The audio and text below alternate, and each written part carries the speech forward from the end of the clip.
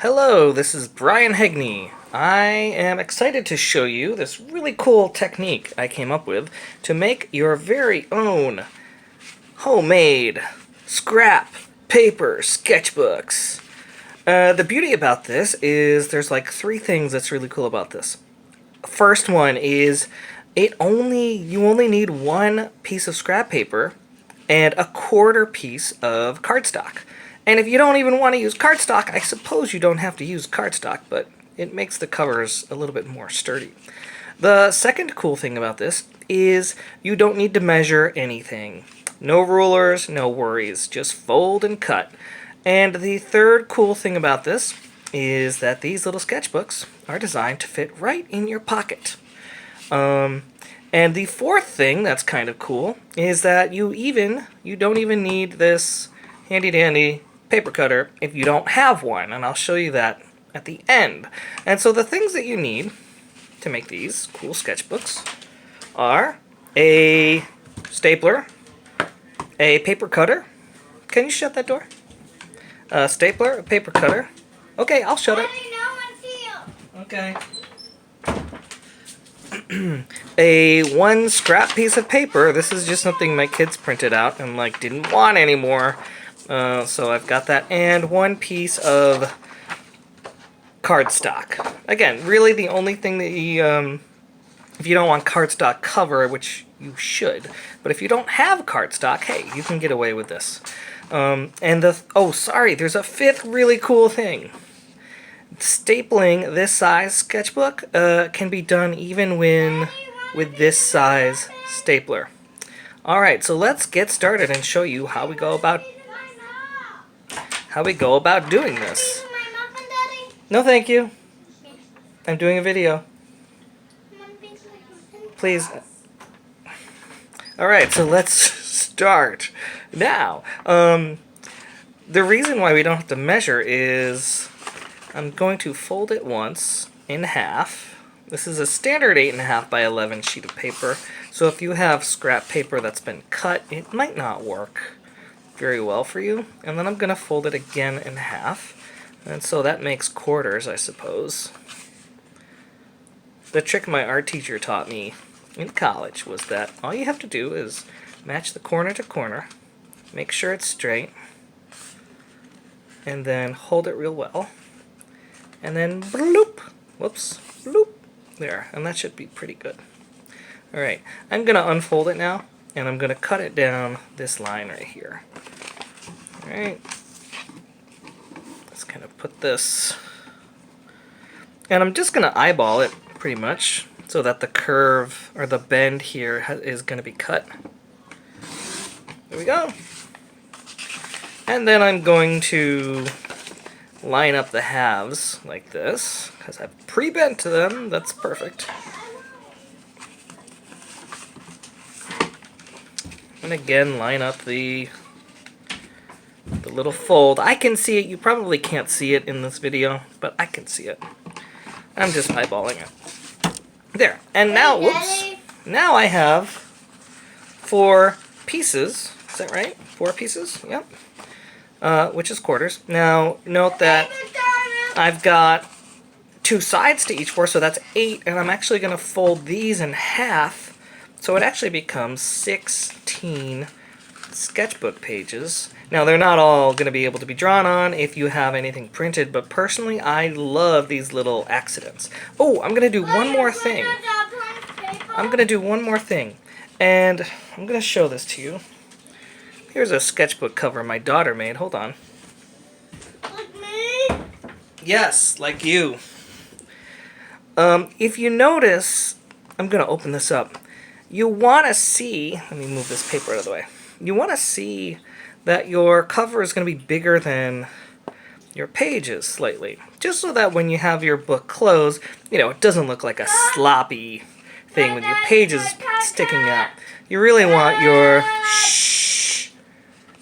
your cover to be bigger. So how do you do that? If I didn't cut these down, then I'd have to have a bigger, I couldn't use quarters, right? Because they're all the same size. So I hope that makes sense to you. in order to do that, then I just cut down the white pages. So Yeah, Daddy. let me do this. Oh, thank you. You can just leave it on the edge of the table. So I'm just going to cut off just a little bit.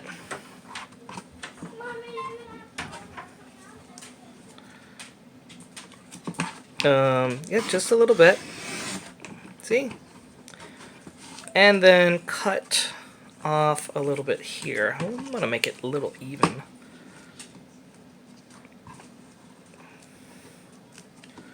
Arr. Arr. That's my anger noise of things not working perfectly for me. But that's okay. Alright, so that should work okay, I suppose. And now I'm going to be able to fold this in half. There we go. And now it's time for the cover. So that's my cardstock. Again, fold it in half, match that corner. Make sure this is straight. And all you do is just push this piece. Once I fold this part of the paper, I can really hold this and just drag my thumb. And it's pretty good. Same thing with this. Kind of match that. And again, once you make that fold really well, you can just slide your thumb. Okay, that's pretty much quarters. I'm gonna pull this out, and because I bought a really cheap paper cutter, then I don't want to, it can't cut too many pages at once, and I'm okay with that. There. It's more or less half. I'm just gonna go with this. Bang, bang, bang. Done. I've got one sheet. I'm going to go ahead and fold that exactly in half. Now, because I trimmed the other pages, this is a little bit bigger. I'm going to put this away now. Right? And I'm just going to slide these in here. And there. And now you should see that it's actually pretty nicely done. You can see that nice framing of the cover. Yay. Okay, here's the cool part. Remember I mentioned there was... The cool thing about this size is I can slide this in here. You see, and staple that. If this were any bigger, it would get stuck there, and you'd need that really big type of stapler, which I have. But the problem with that stapler is, number one, most people don't have a huge stapler lying around. And when you do, there's no drawer big enough to handle a stapler like that for my house, and my children end up playing with it and losing it, so I actually don't know where mine is right now. The other thing you should know when you staple this, now I've known people who made zines before, and some people like to stinge on the staple and just put one in the middle and none on the edges. I hate that. I mean, it's a stapler. It's a staple. It's probably, you know, 1/100 of a cent. I think you can spare two. One close to one end, one close to the other end. And that's it. And now here's the cool thing, like, I don't know, I like the fact that my first page is this colored here. And you've got 16 pages to go. Now, what if you don't have a paper cutter? I just want to point out the cool way of tearing paper. Again, folding it, once you fold paper, you know, you crease that right there and then you hold it down. Boop. It's really easy. Again, it doesn't have to be perfect. But for all of you who really, really want a cut, a nice cut, but you don't have a paper cutter, just do this once. Just get good at, like, taking your nail and just creasing it really well. And then holding here with your fingers and just feel that tear. And then what you want to do is just pull it like that. You want to kind of bend it a little bit. I don't know if you can see that. That paper is going to tear all by itself. And this feels So good. And honestly, when I have a sketchbook with torn paper, I gotta say, I value that much more. I love torn paper. Here we go. Oh yeah, that feels so good. I love it.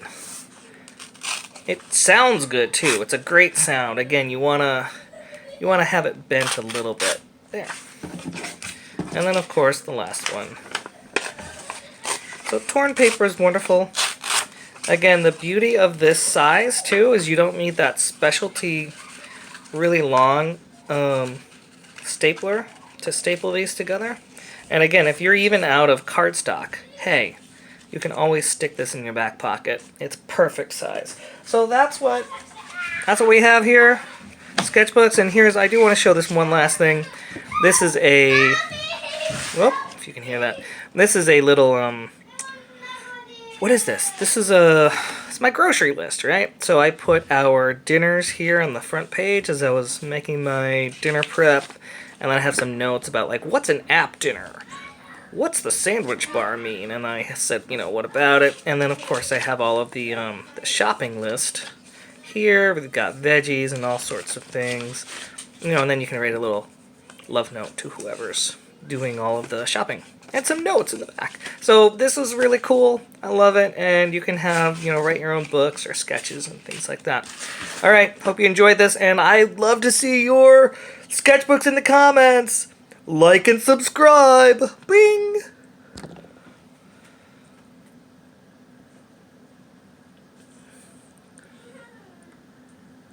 Are you stopped?